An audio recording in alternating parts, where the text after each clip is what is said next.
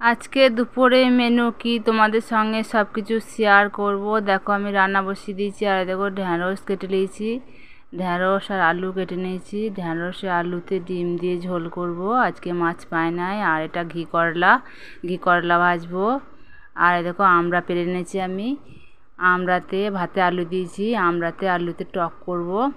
আর দুটো ক্যাংড়া বললে তো বলতেই হতো না, জমে যেত আমাদের বাঙালিদের। কিন্তু ক্যাংড়া খেতে খুব ভালো লাগে, এখন তো সব কিছু পাওয়া যাচ্ছে না, তাই শুধুই রান্না করব, টক ঝাল করব। আর মশলাটা বেটে নিচ্ছি দেখো।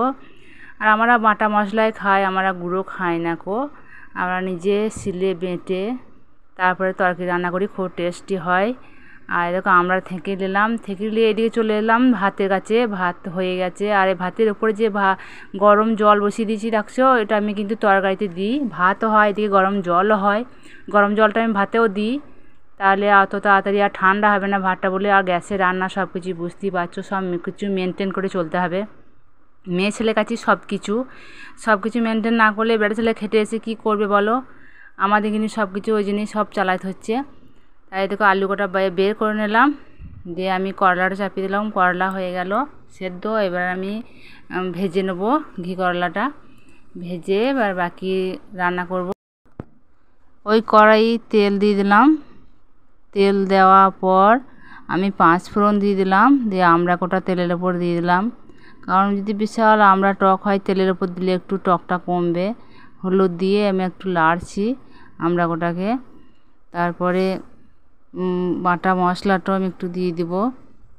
বাটা মশলা দিয়ে একটু নেড়ে নিলাম, আলু কোটা দিয়ে দিয়েছি।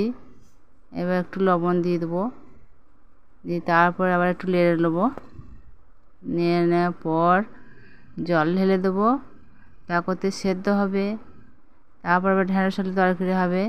তাহলে তোমাদের সঙ্গে সব কিছু শেয়ার করছি। আর আমার ভিডিওগুলো দেখে একটু লাইক কমেন্ট শেয়ার করে দিও।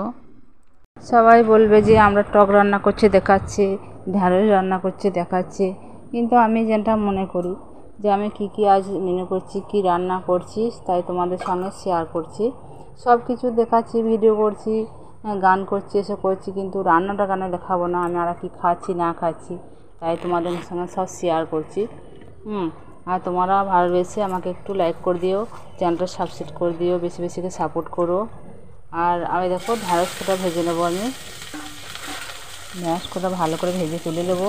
একটু হলুদ দিয়ে দিলাম, হলুদ দিয়ে দেখো তুলে নিচ্ছি। তাহলে তোমাদের সঙ্গে সব যখন শেয়ার করছি, তখন রান্নাটা কেন শেয়ার করবো না বলো? আমরা কি খাচ্ছি না খাচ্ছি, কী দিয়ে ভাত খাচ্ছি। তাই আজ ডিম রান্না করছি, তোমাদের সঙ্গে শেয়ার করছি। তাহলে নিরামিষ রান্না করবো, সেদিনও শেয়ার করবো। তোমাদের একটু বেশি বেশি করে সাপোর্ট করো আমাকে। আজকেও যদি না দেখো তাহলে কতটা খারাপ লাগে বলতো। একটা ভিডিও পেছনে অনেক খাটতে হয়, যারা ভিডিও বানায় তারাই জানে যে কত খাটতে হয়। ভিডিও শুধু ছবি তুলে দিলাম তা হলোই, কিন্তু ভিডিওতে অনেক রকমের অনেক কিছু করতে হয়, মাথা ধরে যায়। অনেক কষ্ট করে একটা ভিডিও বানিয়ে তারপর ছাড়তে হয়। কিন্তু তোমরা মনে করো যে কী আলফাল ভিডিও করেছে, সব ভিডিও ভালো লাগছে না করে দেখো না, উপর দিয়ে ঠেলে তুলে দাও, একটুকু সাবস্ক্রাইব বাড়ে না, ভিউজ বাড়ে না, তাহলে কী হয় বলো তো?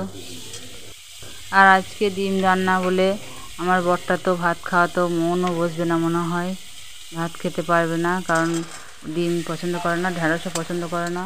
তাহলে কী হবে? তাহলে ও মনে হয় তো ভাত রেগে মনে হয় খাবেই না। তাই তোমাদের সঙ্গে সব কিছু শেয়ার করবো না, শুধু রান্নাটাই দেখাবো, আর বেশি কিছু দেখাবো না গো। তাহলে দেখো সব মশলা পাকিয়ে আমি ঢ্যাঁড়স আলু দিয়ে কিন্তু লাড়ি করতে রেখেছি।